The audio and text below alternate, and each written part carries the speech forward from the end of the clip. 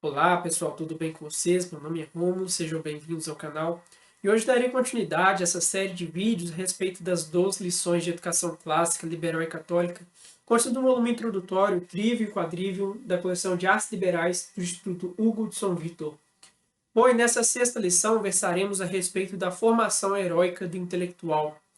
E dando continuidade às lições anteriores, cujo concluímos que um dos objetivos das artes liberais é justamente a contemplação da verdade, Aristóteles, por sua vez, ele coloca algo muito interessante, né? Ele vai falar o seguinte: Pantes anthropoi tu eidanai oregontai fusei. O que seria isso, né? Que todos os seres humanos, né? Todo homem, ele tem uma sede natural pelo saber. Ou seja, algo intrínseco do ser humano que é a curiosidade. Quando nós vemos duas pessoas conversando, cochichando entre si, nós temos um ímpeto de ter a curiosidade de querer saber o que aquelas pessoas estão a falar. Bom, e a verdade, esse conhecer a verdade, que é um dos objetivos das artes liberais, é justamente conhecer e relevar algo transcendental, algo universal. Né? O que seria universal? É algo que justamente não é palpável. Daí a importância da poesia e de uma boa definição gramatical, muitas das vezes. Né? E a formação heróica, todavia, assim como as artes liberais, ela não despreza algo sensacional, que seria a parte sensível também. A filosofia, muitas das vezes, ela propõe algo simplesmente contemplativa.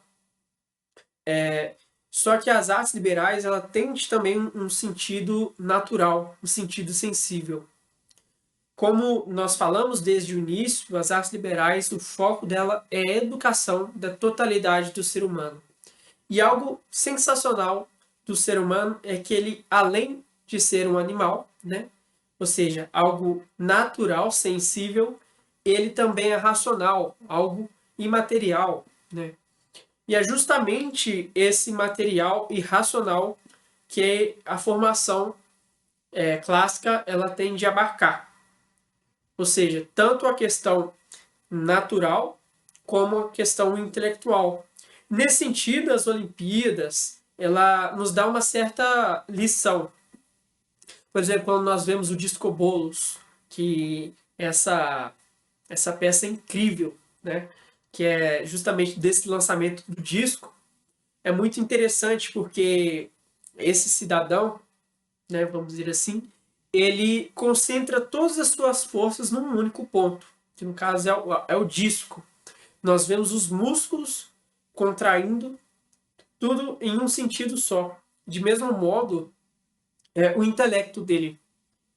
Então, as artes liberais ela têm também um certo sentido de confluir a força intelectual e natural em um só objetivo, né? E posteriormente nós vamos discutir qual que seria esse sentido, né? Claro que em última instância é conhecer a verdade, mas também há outros aspectos, né? A verdade ela tem seus desdobramentos na própria realidade. E é interessante porque odiernamente no mundo moderno tenta cada vez mais propor algo artificial, né? Tal como músculos implantados ou meios de simplesmente ser um aluno, né, de estudar e simplesmente para passar na prova ou ganhar um diploma. Ou seja, há uma artificialidade muito na educação, até mesmo nos esportes, né? E se esquece de algo fundamental, que seria o exercício. O que é o exercício, né? Exercício, por sua vez, ele vem da palavra exercitare, né? Ou seja, excedere, que vem muito da ideia de repetição. Ou seja, há uma questão de repetição e hábito.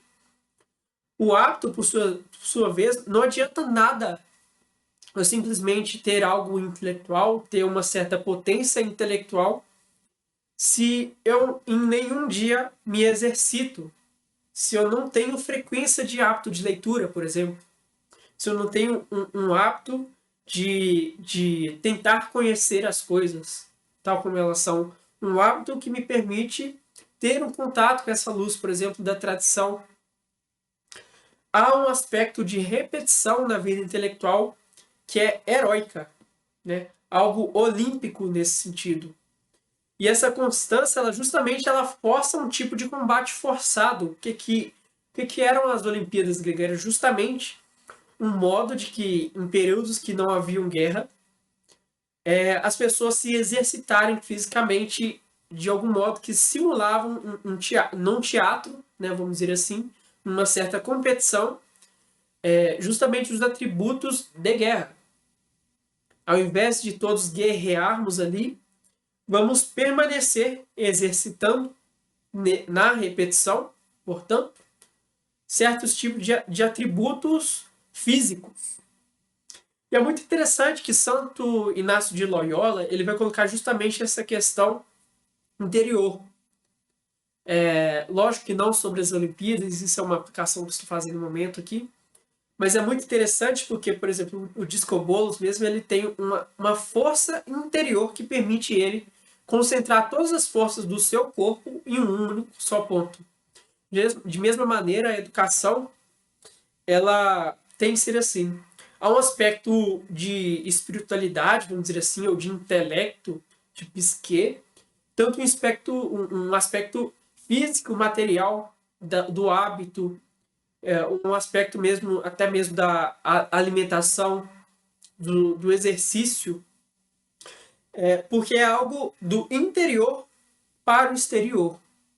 É algo sempre em conjunto. É impossível eu simplesmente ter uma formação intelectual cujo simplesmente tenha exterioridade e o interior é vazio. Eu simplesmente quero parecer ser, mas não ser.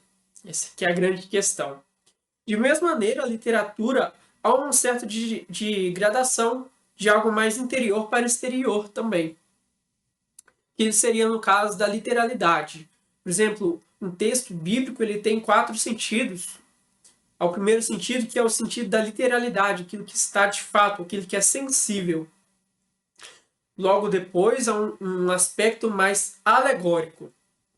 Ou seja, eu comparo esse texto com outro. E depois eu tenho um sentido moral daquele texto, que é um sentido mais elevado ainda. E mais elevado que o moral, ainda há um sentido anagógico. O ana ele vem justamente disso, né, de profundidade, anagogia de profundidade. Há um aspecto de aperfeiçoamento, de profundidade na própria leitura. Assim como o Discobolos ele concentra tudo em um único ponto, a verdade, por sua vez, ela vai se confluindo.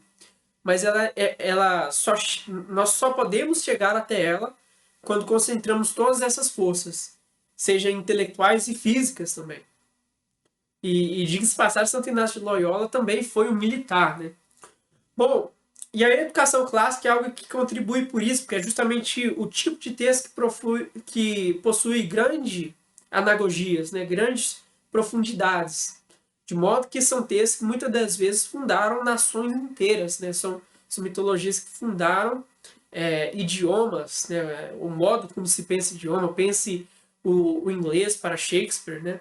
Ou até mesmo o português com Camões. É algo muito profundo e anagógico. E esse tipo de educação, ela procura pegar aquilo que há de melhor, de mais profundo, para justamente confluir todas as forças para uma educação que emancipe. Uma educação que serve, que contribui até os momentos atuais, porque justamente pela profundidade, pela qualidade. Todavia, também há um tipo de educação que seria a educação católica, né? Que busca também esse sentido de verdade, né? Católica vem justamente disso, de totalidade, de universalidade. O católico é a educação do todo, do universal. E nesse sentido, o grande parte do problema da modernidade é muitas das vezes pegar um aspecto único que é verdadeiro e transformá-lo como o único princípio fundador de tudo. Pense na própria liberdade. É muito interessante, Chesterton, no livro Heresia, ele vai colocar justamente isso, né? Perspectivas da modernidade, cujos são verdadeiras, que elegem um único ponto da verdade mas desprezando todo o resto, cujo isso se transforma em uma verdadeira loucura, né? É um livro interessantíssimo para entender isso. E porque heresia? Heresia é justamente uma escolha, né? Heresis é escolha. À medida que a educação clássica, a educação católica como um todo, ela tenta ir para uma linha de ortodoxia, de relevar, mesmo com paradoxos, mesmo com diversas coisas, a totalidade da realidade. Novamente, o princípio é de adequar o intelecto à realidade, não ao inverso, né? Não a realidade ao meu intelecto. Portanto, essa educação católica ela também se propõe a ser universal, de modo que releva as coisas diferentes. E é muito interessante, para finalizar aqui, Chesterton ele fala uma coisa muito interessante. Os santos, por muito buscarem imitar a Cristo em tudo, acabam por ser únicos, diferentes dos outros, cada um com sua própria personalidade, enquanto todos aqueles que buscam ser fiéis a si mesmo acabaram por se tornar iguais a todos os outros. Bom, e é justamente isso. Um caminho de ortodoxia, ele busca relevar aquilo que é total, de modo a levar em consideração todos os aspectos da realidade como um todo, de modo a relevar as questões holísticas em aspectos de profundidade e literalidade. Ela não exclui a literalidade em detrimento da anagogia, muito pelo contrário. Assim como nas Olimpíadas ela busca concentrar todas as forças em uma só coisa, que é o conhecimento da verdade. Bom, pessoal, muito obrigado por assistirem. Por hoje foi isso. Peço que vocês se inscrevam no canal, curtam e compartilhem e assinem os sininhos da notificação. Muito obrigado.